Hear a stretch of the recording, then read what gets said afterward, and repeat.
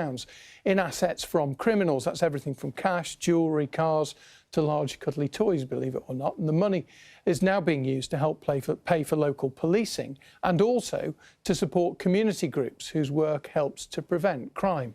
Phil McCann has been given access to the Force's Assets Recovery Unit. A giant green Lego man, one of Floyd Mayweather's boxing belts, and cash.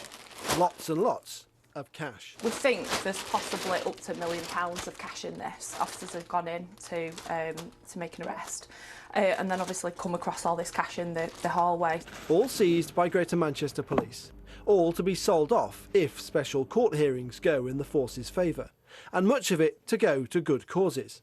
Apparently this is worth hundreds of pounds in Hong Kong. This is something I've not seen before, but again I think it just shows that we're continuously just training our officers to look for anything that's high value. This came from a fraud, so the money that then comes back will look to reimburse the victim. These are an example of other things that we can seize as well. So obviously we've got some high value, or assumed to be high value goods, signed shirts, we've got like a swimming cap here, some medals. These are pieces of artwork that we expect to be quite expensive, which is why we've taken them.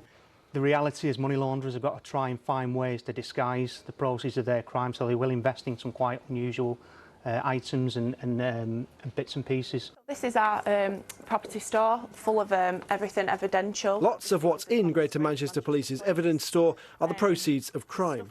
The team say they had a record year last year, and many of it came from property searches with warrants, like this one in Bury earlier this year. So we're looking for anything in connection with money laundering offences, so anything like cash, anything high value, could be watches, jewellery.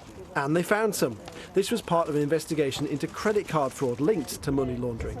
Officers had some canine help too. Today we found that there's a couple of £1,000s worth of cash, which is a fantastic result, and we've now just got the cash dog going through the house, making sure there's nothing else that we've missed. And projects like this are where some of the money goes. All Aboard Youth Rowing works with schools to put on free rowing sessions for some of their children in school time. It is often children who are disengaged with the traditional educational environment. It might well be children that get into trouble at school. There's a lot of absenteeism. When they turn up at school, then they might not be there for the right reasons to learn and can get involved with antisocial behaviour. This just gives them a massive distraction. The charity's based across Greater Manchester and Cheshire, including here in Warrington.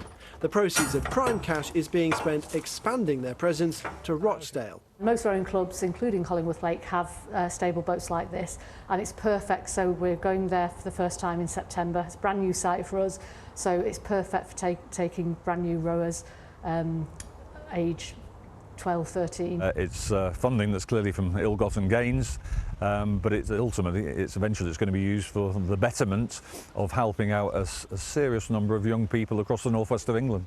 We really want that money that we've taken off criminals to be repurposed, reinvested back into the local communities that have been kind of hurt and harmed by serious organised crime. These watches are off to an auctioneer's. The same fate awaits the sports memorabilia and the giant Lego man. Phil McCann, BBC North West Tonight.